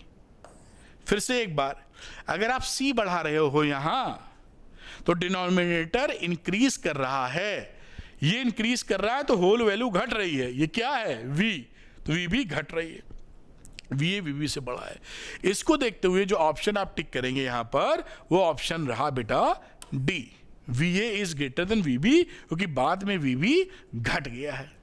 उम्मीद है अच्छे से समझे होगे, ये सब लॉजिक समझो। इसी तरह के आगे भी क्वेश्चंस आपको मिलेंगे। आगे का मतलब प्रीवियस ईयर क्वेश्चन इसीलिए करना जरूरी होता है क्योंकि वही ट्रेंड के आसपास मामला चल रहा होता है। मैं हटता हूं, इसको आप नोट कर लीजिए अच्छे से। तो बच्चों करते हैं 2014 का सवाल, 2014 का। ये ट्रांसफार्मर के ऊपर है, बहुत ही आसान। A transformer having efficiency of 90%, ईटा की वैल्यू दे रखी है 90%, is working on 200 volt and 3 kilowatt power supply. इसको जो पावर सप्लाई मिल रही है वो इतनी है, तो P इन पावर इन कितना हो गया, 3 किलोवाट, यानी 3 × 10 की power 3 watt. If the current in the secondary coil is 6 ampere, IS की बात कर रहे हैं 6 ampere की, the voltage across the secondary coil and the current in the primary coil, यानी हमको निकालना है VS और करंट इन प्राइमरी कॉइल, ये दो वैल्यू हमको निकालनी है। ठीक है, अभी पावर इन जो है वो पावर आउट के बराबर भी होगा, तो अगर IP की वैल्यू यहां पे करें, यहीं पे कैलकुलेट कर लेते हैं। देखिए पावर इन की जो वैल्यू होती है वो होती है IP इंटू VP। IP हमको पता है क्या, IP हमको नहीं पता है, VP पता है क्या, तो 200 वोल्ट है, ये VP दे रखा है, तो IP की वैल्यू क्या हो गई, P इन अपॉन VP। ये है आपका 3 जीरो लगा दो, 1 2 3, और VP कितना है 200 वोल्ट। तो ये आपको दिखाई पड़ रहा है कि 15 एम्पियर की आपकी पहला वाला करंट है। तो करंट इन प्राइमरी 15 एम्पियर, ये 3 ऑप्शन, ये गलत हो गया, 3 ऑप्शन सही हो सकते हैं, इसमें 15 एम्पियर नहीं है। देखिए आप कह रहा है कि सेकेंडरी का वोल्टेज निकालिए, तो जो ईटा होता है वो होता power output upon power input. Power output किया है VS, power output VS into IS, और पावर इनपुट यहां पर हमारा कितना है, ये जो लिखा है 3 के आगे बाकी वैल्यू लगा दो, तो 3 जीरो लगा दो, 1 2 3, और ईटा है 90%, तो 90% मतलब 90/100 बराबर VS का मतलब नहीं पता, IS का मतलब 6 एम्पियर अपॉन 1 2 3, ये जीरो ने इसको काटा, इस जीरो ने इसको काटा, तो VS की वैल्यू कितनी हो गई, और चाहो तो यहां से भी काट लो, चलिए बाद ही में काट देंगे, 9 × 300 अपॉन 6, तो यहां से काटो तो ये आ जाएगा 3 से 100, और ये आ जाएगा 3 2 जा 6 50 आ जाएगा, और VS की वैल्यू कितनी हो गई 450 वोल्ट। ये देखिए आपका आंसर आ गया है, और 450 वोल्ट का मामला है ऑप्शन नंबर B का, 450 वोल्ट और 15 एम्पियर की करंट है। तो ये आपकी कहानी ऐसे सेट हो गई। तो इसको भी नोट कर लीजिए, आराम से कहानी बन जाती है। तो बच्चों करते हैं 2013 का क्वेश्चन। ये रहा 2013 का क्वेश्चन। इसमें बोला है the primary of a transformer when connected to a DC battery of 10 volt. जो प्राइमरी कॉइल है देखिए, उसको हमने एक बैटरी से कनेक्ट कर दिया है और इस बैटरी की कहानी 10 वोल्ट ड्रॉ कर रहा है। करंट आ रही है 1 milliampere. The number of turns of the primary and the secondary windings are 50 and 100। ये इसके बाद यहां पर आपकी लिखी है 100 टर्न्स हैं, ये 50 थे पहले। The voltage in the secondary and the current drawn by the circuit in the secondary are respectively. देखिए जो यहां पर वोल्टेज इन सेकेंडरी जो होगा वो 0 होगा, करंट इन सेकेंडरी भी 0 होगा, क्योंकि ये जो ट्रांसफार्मर होते हैं ये एसी करंट में काम करते हैं। फ्लक्स कितना एसोसिएट हो रहा है बाजू वाले से। डीसी करंट में फ्लक्स होता ही नहीं है, क्योंकि वो तो कांस्टेंट फ्लक्स हो जाएगा ना वहां पर। There is no change. जब there is no change in flux, there is no induced EMF. तो यहां पर ये जो आपके ट्रांसफार्मर्स होते हैं वो अल्टरनेटिंग करंट पर काम करते हैं, अल्टरनेटिंग वोल्टेज पे काम करते हैं, डायरेक्ट करंट या डायरेक्ट वोल्टेज पे काम नहीं करते। इस वजह से इसका जो ऑप्शन है सी ऑप्शन इसका करेक्ट हो जाएगा। तो इसको भी आप नोट कर लीजिए बेटा।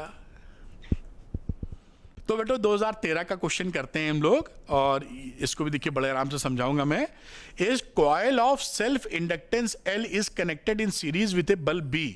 यहां पर कुछ ऐसा है, एक इंडक्टर कॉइल है और ये बल्ब से कनेक्टेड है, एंड AC सोर्स, और ये यहां पर लगा हुआ है AC source. Brightness of the bulb decreases. अब ये बल्ब की ब्राइटनेस, ये जल रहा है बल्ब, इस बल्ब की ब्राइटनेस कम कब होगी। एक कैपेसिटर ऑफ रिएक्टेंस XL बराबर XC is included in the same circuit. यहां पे XL बराबर XC आप जोड़ने से इसकी कम नहीं होगी, इसका तो क्या हो जाएगा, LCR सर्किट में रेजोनेंस हो जाएगा, सबसे ज्यादा करंट जाएगी तो ब्राइटनेस बढ़ जाएगी। अब पूछा ब्राइटनेस कम कब होगी, तो पहला गलत हो गया। पहले केस में तो क्या है, ब्राइटनेस बढ़ी। XL बराबर XC अगर सीरीज में लगा देंगे, रेजिस्टेंस है ही इसका, तो सीरीज LCR सर्किट है, रेजोनेंस कंडीशन हो गई। रेजोनेंस कंडीशन में I मैक्सिमम होता है, इसलिए करंट तो और तेज, बल्ब तो और तेज जलेगा। अच्छा, and iron rod is inserted in the coil. ये सही है, क्योंकि जब ये आयरन रॉड आप इसके अंदर घुसेड़ेंगे तो क्या होगा, इसका L विल इंक्रीज, और XL क्या होता है, ओमेगा L। तो ओमेगा L विल इंक्रीज। अगर ओमेगा L बढ़ेगा तो करंट आपकी घट जाएगी, क्योंकि XL क्या होता है, inductive reactance, opposition to the current. तो अगर आपने अपोजिशन टू द करंट बढ़ा दिया तो करंट विल डिक्रीज। तो करंट डिक्रीज होगी तो बल्ब टिम कम जलेगा, डिक्रीज हो जाएगी ब्राइटनेस उसकी। आपके यहाँ एक ही सही होता है, तो ये पक्की तौर पर आंसर बी हो चुका है। खैर फिर भी हम बाकी ऑप्शन पढ़ लेंगे कि देखें कि भाई समझने का कुछ मौका है तो वो भी समझ लें। Frequency of AC source is decrease. इस AC सोर्स की फ्रीक्वेंसी डिक्रीज करने से क्या होगा, ओमेगा हम डिक्रीज करेंगे तो उससे भी आप देखेंगे यहां पर जो बल्ब है वो ब्राइट, I की वैल्यू फिर कैलकुलेट करनी पड़ेगी। देखिए I क्या हो जाएगा, मान लीजिए यहां पर V है और V अपॉन Z। Z क्या होता है बेटा, यहां पर R square plus omega L square भी करना है। अगर ओमेगा को क्या बोला है इन्होंने, घटा देंगे। ओमेगा अगर घटा दोगे तो डिनोमिनेटर कम होगा, I विल इंक्रीज। तो ये तीसरा ऑप्शन भी गलत हो गया। पकड़ में आ रही है बात ना। ये सर्किट के लिए, AC सर्किट के लिए लगा हमारा है। अच्छा आखिरी भी पढ़ लो। Number of turns in the coil is reduced. अगर number of turns in the coil आप रिड्यूस कर देंगे तो क्या होगा, अपोजिशन टू द करंट कम हो जाएगा, करंट बढ़ जाएगी, तो ब्राइटनेस बढ़ जाएगी उससे। नंबर ऑफ टर्न्स घटाने से, लिखा ना turns in the coil, N आपको घटा दोगे तो L पे क्या फर्क पड़ेगा, L विल कम हो जाएगा, और L अगर कम हो गया तो यहां पे करंट बढ़ जाएगी। घटानी है तो सब गलत है, केवल B सही है। मैंने चारों को एक्सप्लेन कर दिया जिससे सीखने का मौका अपने को मिल पाए। नोट कर लीजिए इसको। बच्चों, वीडियो खत्म करने से पहले आपको याद दिलाऊंगा कि आपके लिए नीट फिजिक्स के लिए बेस्ट रिसोर्स होता है एनसीईआरटी की एक्सरसाइज, एनसीईआरटी के एग्जांपल्स क्लास 11 12 दोनों के, और पिछले 10 सालों के नीट के पीवाईक्यूज।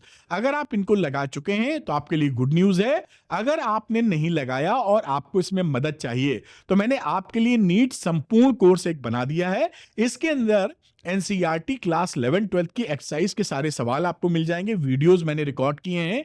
एनसीईआरटी एग्जांपल्स क्लास 11 12 की पूरी मिल जाएगी और साथ में 10 साल के नीट के पीवाईक्यूज मिल जाएंगे। बहुत सुपर स्ट्रॉन्ग कोर्स है नीट संपूर्ण नीट की प्रिपरेशन के लिए। और इसके अंदर जो नंबर ऑफ क्वेश्चंस हैं 1254 क्वेश्चंस हैं, जिसमें से नीट के जो पीवाईक्यूज हैं वो 634 हैं और बचे हुए 620 क्वेश्चन एनसीईआरटी एग्जांपल और एक्सरसाइज हैं।